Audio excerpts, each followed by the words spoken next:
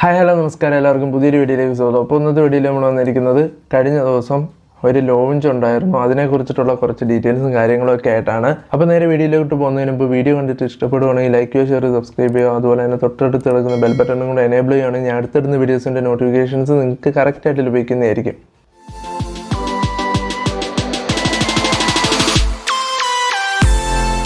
Okay, അപ്പോൾ നമ്മൾ ഇന്നത്തെ വീഡിയോയിൽ പറയാൻ പോകുന്ന റിയൽമിയുടെ ഒരു ലോഞ്ച് ഇന്നലെ നടന്നിട്ടുണ്ടായിരുന്നു. 2 സ്മാർട്ട് ഫോണുകൾ ഇന്നലെ ലോഞ്ചിൽ അവർ ലോഞ്ച് ചെയ്തിട്ടുണ്ടായിരുന്നു. അതിൽ നിന്ന് ഒരു സ്മാർട്ട് ഫോണിൻ്റെ വീഡിയോ ആണ് നമ്മളിന്ന് ചെയ്യാൻ പോകുന്നത്. റിയൽമി 9 Pro Plus എന്ന് പറയുന്ന ഒരു വേരിയൻറ്റിൻ്റെ വീഡിയോ ആണ് നമ്മളിന്ന് ചെയ്യുന്നത്. 9 Pro Plusൻ്റെ വീഡിയോസ് നമ്മൾ സെപ്പറേറ്റ് ആയിട്ട് ചെയ്യുന്നതിന് ഒരു ഉദ്ദേശമുണ്ട്. അത് അത്രയ്ക്ക് സ്പെഷ്യാലിറ്റിയും കാര്യങ്ങളൊക്കെ ഉണ്ട് ആ ഫോണിന് കുറച്ച്.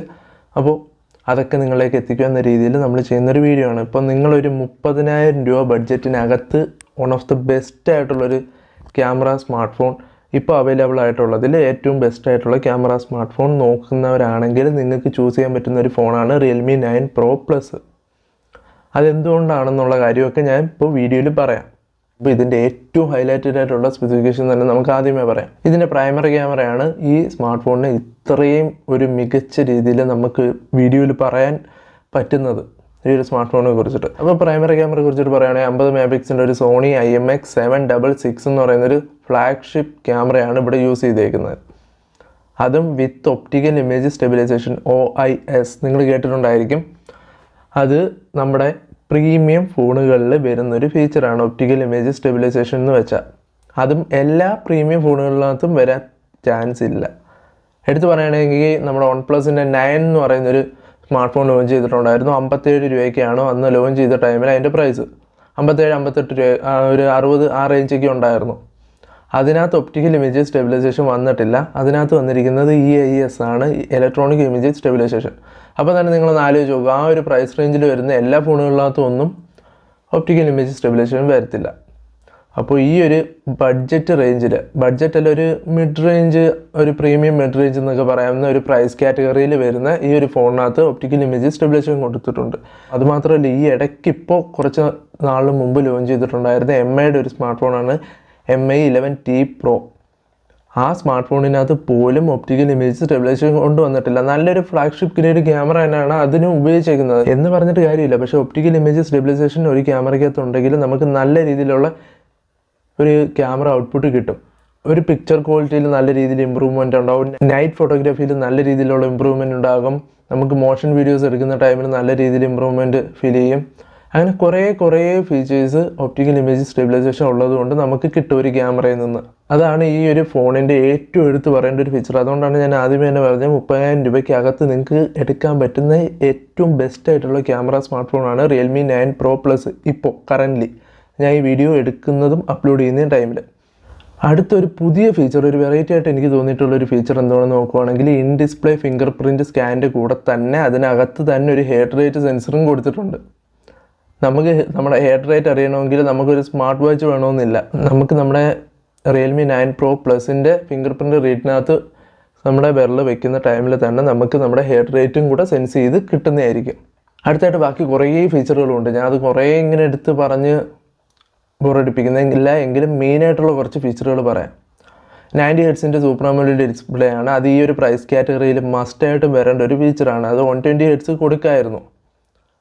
90 ഹെർട്സ് ആണ് മെയിനായിട്ട്. ഇപ്പോൾ ഒരു ഗെയിം കളിക്കുന്നവർക്ക് 90 ഹെർട്സ് ആണ് മെയിനായിട്ട് യൂസ് ആവുന്നത്. ഇപ്പോഴത്തെ കൂടുതൽ ഗെയിമുകളും ഒരു ഹൈ റിഫ്രഷ് റേറ്റ് സപ്പോർട്ട് ചെയ്യുന്നുണ്ടെങ്കിൽ അത് 90 ഹെർട്സിലായിരിക്കും. 120ൽ വിരളമായിട്ട് വിരലിൽ എണ്ണാവുന്ന കുറച്ച് ഗെയിംസേ ഉള്ളു. പിന്നെ അതുപോലെ തന്നെ വേറൊരു എടുത്ത് പറയേണ്ട ഒരു ഫീച്ചർ, അല്ലെങ്കിൽ അത്യാവശ്യമായിട്ട് വരേണ്ട ഒരു ഫീച്ചർ, എടുത്ത് പറയേണ്ട ഫീച്ചർ ഒന്നും പറയുന്നില്ല, ഇതൊക്കെ ഒരു പ്രൈസ് കാറ്റഗറിയിൽ ഇനി മസ്റ്റായിട്ടും വരേണ്ട ഫീച്ചറുകളാണ്. 60 വാട്ട്സിൻ്റെ ഒരു സൂപ്പർ ഡാറ്റ് ചാർജ് വരുന്നുണ്ട്.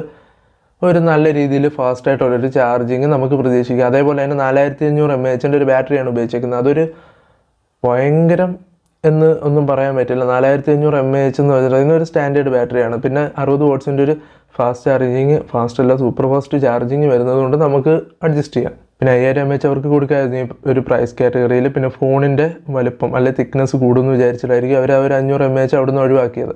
അടുത്തായിട്ട് നമ്മൾ പ്രോസസ്സറിലോട്ട് വരുവാണെങ്കിൽ മീഡിയടെക്കിൻ്റെ ഡയമൻസിറ്റി 920 എന്ന് പറയുന്ന ഒരു 5G പ്രോസസ്സറാണ് ഇവിടെ ഉപയോഗിച്ചിരിക്കുന്നത്. 6 നാനോമീറ്ററിൻ്റെ പ്രോസസ്സറാണ്. ഈ ഒരു പ്രൈസ് കാറ്റഗറിയിൽ സ്റ്റാൻഡേർഡ് ഏറ്റവും ഒരു അങ്ങ് ഹൈ ആയിട്ടും എടുത്ത് പറയുന്നില്ല, ലോ ആയിട്ടും എടുത്ത് പറയുന്നില്ല. ലോ എന്നൊന്നും പറയാൻ പറ്റില്ല. നല്ലൊരു സ്റ്റാൻഡേർഡ് ആയിട്ടുള്ള പവർഫുൾ ആയിട്ടുള്ള ഒരു പ്രോസസ്സറാണ്. അത് മാത്രമല്ല AnTuTu ബെഞ്ച് മാർക്ക് നോക്കുവാണെങ്കിൽ 5 ലക്ഷത്തിൽ അടുപ്പിച്ച് അല്ലെങ്കിൽ 5 ലക്ഷത്തിൽ കൂടുതൽ വരുന്നുണ്ട്. 5,02,000-3,000 ഒക്കെ വരുന്നുണ്ട്. 5,03,000-4,000 ആ ഒരു റേഞ്ചൊക്കെ വരുന്നുണ്ട് AnTuTu bench mark score. Design നോക്കുവാണെങ്കിൽ ലൈറ്റ് ഷിഫ്റ്റ് ഡിസൈൻ എന്ന് പറയുന്ന ഒരു ഡിസൈനാണ് ഇവിടെ യൂസ് ചെയ്തേക്കുന്നത്. ലൈറ്റ് നമുക്ക് ഫോൺ എടുത്ത് എന്തെങ്കിലും ഒരു വെട്ടമുള്ളടുത്ത് വെക്കുവാണെങ്കിൽ നല്ല രീതിയിൽ ലൈറ്റ് ചേഞ്ചിങ് അവിടെ സംഭവിക്കുന്നത് കാണാൻ പറ്റും. ഒരു ഷിഫ്റ്റ് ആവുന്നത് നമുക്ക് അറിയാൻ പറ്റും. അതിൻ്റെ കൂടെ തന്നെ കൂളിംഗ് സിസ്റ്റവും കൊടുത്തിട്ടുണ്ട്. അത് സാധാരണയായിട്ട് ഇവർ കോമൺ ആയിട്ട് അവരുടെ നമ്പർ സീരീസിനകത്ത് മസ്റ്റായിട്ട് കൊടുക്കുന്നൊരു ഫീച്ചറാണ്. അത് മസ്റ്റായിട്ട് കൊടുത്തേ പറ്റൂ ഇനി ഇറങ്ങുന്ന സ്മാർട്ട് ഫോണുകളിൽ. വലിയ രീതിയിലുള്ള ഹീറ്റും കാര്യങ്ങളും കുറയുന്നൊന്നും കമ്പനി അവകാശപ്പെടുന്നില്ല. എങ്കിലും ഒരു നല്ല രീതിയിൽ 10 ഡിഗ്രി എങ്കിലും നിങ്ങൾക്ക് കുറയ്ക്കാൻ പറ്റുമെന്നാണ് അവർ അവകാശപ്പെടുന്നത് നല്ല ചൂടാവുന്ന ടൈമിൽ. അതുപോലെ തന്നെ ഡൈനാമിക് റാം എക്സ്പാൻഷനും കൊടുത്തിട്ടുണ്ട്. റാം എക്സ്പാൻഷൻ ഇപ്പോൾ എല്ലാ സ്മാർട്ട് ഫോണുകളിലും കണ്ടുവരുന്നൊരു ഫീച്ചറാണ്. സാംസങ്ങിൻ്റെ സ്മാർട്ട് ഫോണുകളിൽ വരെ ഉണ്ട്. സാംസങ്ങിനകത്ത് നമുക്ക് മാനുവലായിട്ട് എക്സ്പാൻഡ് ചെയ്യാൻ പറ്റില്ല. അത് ഓട്ടോമാറ്റിക്കായിട്ട് തന്നെ എക്സ്പാൻഡ് ആയിക്കൊള്ളും. ആ ഒരു ടൈമിൽ 4 GB വരെ കണ്ട് എക്സ്പാൻഡ് ആവും. അപ്പോൾ ഇതിനകത്തും നമ്മുടെ റാം എക്സ്പാൻഷൻ ഓപ്ഷൻ വരുന്നുണ്ട്. എന്ന് വെച്ചാൽ ഇത് നമ്മുടെ ഇന്റേണൽ മെമ്മറി യൂസ് ചെയ്തിട്ടാണ് എക്സ്ട്രാ റാം ആഡ് ആവുന്നത്. അല്ലാതെ റാം എക്സ്ട്രാ ആവുന്നതല്ല. ഇന്റേണൽ മെമ്മറിയിൽ നിന്ന് കുറച്ച് സ്പേസ് എടുത്തിട്ട് എക്സ്ട്രാ റാം പോലെ അവിടെ പ്രവർത്തിക്കും. പക്ഷേ നമ്മൾ ഒറിജിനൽ റാമിൻ്റെ അത്ര എഫിഷ്യൻസി ഒന്നും കിട്ടില്ല. സോ അതൊരു ഭയങ്കര ഫീച്ചറായിട്ടൊന്നും എടുത്തു പറയേണ്ട കാര്യമൊന്നുമില്ല. അതൊരു നല്ല ഫീച്ചറാണെന്ന് വേണമെങ്കിൽ പറയാം. പിന്നെ ഒരു ഫീച്ചറും കൂടെ ഞാൻ പറയാൻ വിട്ട ഒരു കാര്യമുണ്ട്. ഡോൾബി അറ്റ്മോസിൻ്റെ ഓഡിയോ സപ്പോർട്ട് വരുന്നുണ്ട്. ഓഡിയോ ഔട്ട്പുട്ട് നമുക്ക് ഡോൾബി അറ്റ്മോസിൽ കിട്ടും. 5G സപ്പോർട്ട് ചെയ്യുന്നൊരു പ്രോസസ്സറാണ് ഇതിനകത്ത് ഉപയോഗിച്ചിരിക്കുന്നത്. അതുമാത്രമല്ല 5 5G ബാൻഡ് സപ്പോർട്ടും വരുന്നുണ്ട്. ഇന്ന് 5 5G ബാൻഡേ ഉള്ളു എന്ന് പറയുമ്പോൾ അത് കുറച്ച് മോശമായിട്ടുള്ളൊരു പരിപാടിയാണ്. അതിൽ കൂടുതൽ വെക്കാം. പിന്നെ ക്യാമറ, നമ്മൾ പ്രൈമറി ക്യാമറയെ കുറിച്ചിട്ട് പറഞ്ഞു. സെക്കൻഡറി ക്യാമറ നോക്കുകയാണെങ്കിൽ ഒരു 8 MP അൾട്രാവൈഡ് ക്യാമറ വരുന്നുണ്ട്. പ്രൈമറി ക്യാമറയുടെ അതേ കളർ ട്യൂണിങ്ങിലാണ് വരുന്നത്. സാധാരണ ആ ഒരു കളർ ട്യൂണിങ്ങിൽ അങ്ങനെ വരാറില്ല. സെക്കൻഡറി ക്യാമറ ഒരു വാമായിട്ടുള്ള കളർ ട്യൂണിങ്ങിലാണ് സാധാരണ വരാറുള്ളത്. പക്ഷേ ഇത് പ്രൈമറി ക്യാമറയുടെ അതേ ഒരു കളർ ഔട്ട്പുട്ട് നമുക്ക് തരുന്നുണ്ട്. സോണിയുടെ IMX355 എന്ന് പറയുന്നൊരു സെൻസറാണ് യൂസ് ചെയ്തേക്കുന്നത്. തേർഡ് ക്യാമറയായിട്ട് 2 MB ഒരു മാക്രോ സെൻസറാണ് ഉപയോഗിച്ചേക്കുന്നത്. ഇനി അടുത്തായിട്ട് നമ്മൾ സെൽഫി ക്യാമറയിലോട്ട് വരുവാണെങ്കിൽ 16 MP ഒരു ക്യാമറയാണ് ഉപയോഗിച്ചിരിക്കുന്നത്. സോണി IMX471 എന്നൊരു ക്യാമറയാണ് ഉപയോഗിച്ചിരിക്കുന്നത്. ഇപ്പോഴത്തെ കൂടുതൽ ക്യാമറകൾ സോണിയാണ് ഉപയോഗിക്കുന്നത്. അതുപോലെ തന്നെ ഇലക്ട്രോണിക് ഇമേജ് സ്റ്റെബിലൈസേഷൻ സെൽഫി ക്യാമറയിൽ കൊടുത്തിട്ടുണ്ട്. നമ്മുടെ പ്രൈമറി ക്യാമറയിൽ 50 MP പ്രൈമറി ക്യാമറയിൽ മാക്സിമം വീഡിയോ ഔട്ട് വരുന്നത് 4K 30 ആണ്. 4K 60 വന്നിട്ടില്ല.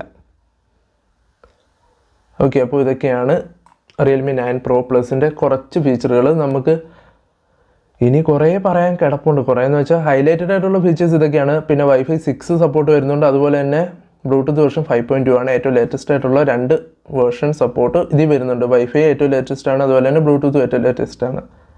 ഓഡിയോ ജാക്ക് സപ്പോർട്ടും വരുന്നുണ്ട്. മെമ്മറി നമുക്ക് എക്സ്പാൻഡ് ചെയ്യാൻ പറ്റുമെന്ന് നോക്കുകയാണെങ്കിൽ പറ്റില്ല. ഇതിനകത്ത് 2 സിം മാത്രമേ ഉപയോഗിക്കാൻ പറ്റൂ. എക്സ്പാൻഡ് ചെയ്യാൻ പറ്റില്ല. 9 Pro വേർഷനകത്ത് ഉപയോഗിക്കാൻ പറ്റും. അപ്പോൾ നമ്മൾ സോഫ്റ്റ്വെയറിലോട്ട് വരുവാണെങ്കിൽ സോഫ്റ്റ്വെയർ വന്നിരിക്കുന്നത് Realme UI വേർഷൻ 3.0 ആണ്. അതും Android 12 ബേസ് ചെയ്തിട്ടുള്ളത്. കോർണിംഗ് ഗൊറില്ല ഗ്ലാസ് 5ഉം കാര്യങ്ങളൊക്കെ വരുന്നുണ്ട്. 180 Hz ടച്ച് സാമ്പിളിംഗ് റേറ്റും കാര്യങ്ങളൊക്കെ വരുന്നുണ്ട്. ഓക്കെ, അപ്പോൾ നമ്മുടെ ഇന്നത്തെ Realme 9 Pro Plusൻ്റെ വീഡിയോ ഇത്രയൊക്കെ ഉള്ളൂ. 30,000 രൂപയ്ക്ക് അകത്ത് നിങ്ങൾക്ക് എടുക്കാൻ പറ്റുന്ന വൺ ഓഫ് ദ എന്ന് പറയാനില്ല, ബെസ്റ്റ് ആയിട്ടുള്ളൊരു സ്മാർട്ട് ഫോൺ എന്ന് വേണമെങ്കിൽ പറയാം ഇപ്പോഴത്തെ ഈ ഒരു കറണ്ട് സിറ്റുവേഷന്. ഇനി നാളെ പുതിയ സ്മാർട്ട് ഫോൺ ലോഞ്ച് ചെയ്താൽ നമുക്ക് അതിൻ്റെ വീഡിയോ ഇടാം. ഇപ്പം നിങ്ങൾക്ക് എടുക്കാൻ പറ്റുന്നതിൽ ഏറ്റവും ബെസ്റ്റ് ആയിട്ടുള്ളൊരു സ്മാർട്ട് ഫോണാണിത്. ക്യാമറ വൈസ് നോക്കുവാണെങ്കിൽ, മൊത്തത്തിൽ നോക്കുവാണെങ്കിൽ നല്ലതാണ്. ഈ ഒരു പ്രൈസ് കാറ്റഗറിയിൽ വരേണ്ട എല്ലാ കാര്യങ്ങളും ഇതിനകത്ത് വരുന്നുണ്ട്. 120 Hz ഒരു റിഫ്രഷ് റേറ്റ് കൊടുക്കാമായിരുന്നു എന്നേ ഞാൻ പറയുന്നുള്ളൂ. നിർബന്ധമായിട്ട് കൊടുക്കണമെന്നില്ല. ഓക്കെ, അപ്പോൾ അടുത്തൊരു വീഡിയോ ആയിട്ട് കാണുന്നതായിരിക്കും. ബൈ.